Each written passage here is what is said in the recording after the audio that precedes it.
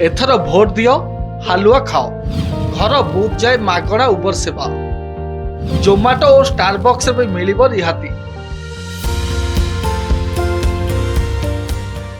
राजनीतिर रणक्षेत्र प्रस्तुत हेले एथर लड़ई रे रोचक अध्याय जोड़ी हेबाकु जाउछि।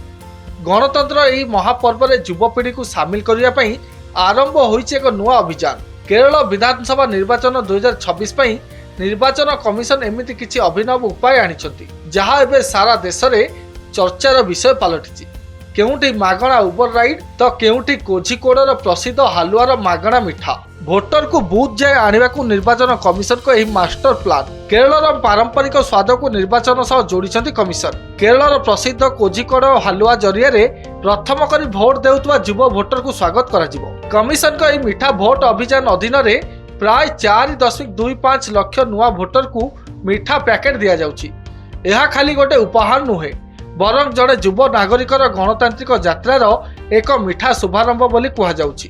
साधारणतः भोट दिन परिवहन एक बड़ समस्या होता है। यह दूर करने को निर्वाचन कमिशन टैक्सी सेवा संस्था उबर सह हाथ मिलाइछंती। युव भोटर एवं दिव्यांग को बूथ जाए आनिबा एवं घरे छाड़िबा पई मागणा राइडर व्यवस्था करा जाइछि।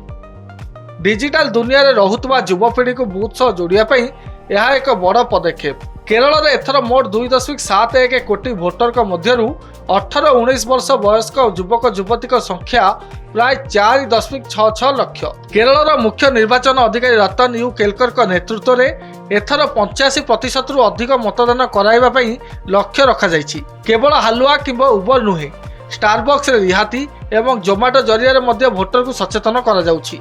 एपटे राजनैतिक समीक्षक मतरे जेतेबेले भोट प्रतिशत बढ़े सेतेबेले सरकार विरोधी हवा किंबा परिवर्तन संकेत मिलता है। तेणु एलडीएफ और यूडीएफ उभय पारंपरिक मेंट एवं युव भोटर को निज आड़ को टाणिया को चेष्टा करुछंती। आउ युवपीढ़ी को रोजगार एवं विकास नारा दे बीजेपी एही नुआ भोटर को ऊपर नजर रखिछि। किंतु निर्वाचन कमिशन एही पदक्षेप कोनोसी दल पई नुहे बरं गणतंत्र को मजबूत करने उद्दिष्ट। अप्रैल 9 रे हबाकु जाउथबा मतदान रे केरलर युवपीढ़ी केते संख्यार बाहर को आसुचंती ताहा तो पर कथा।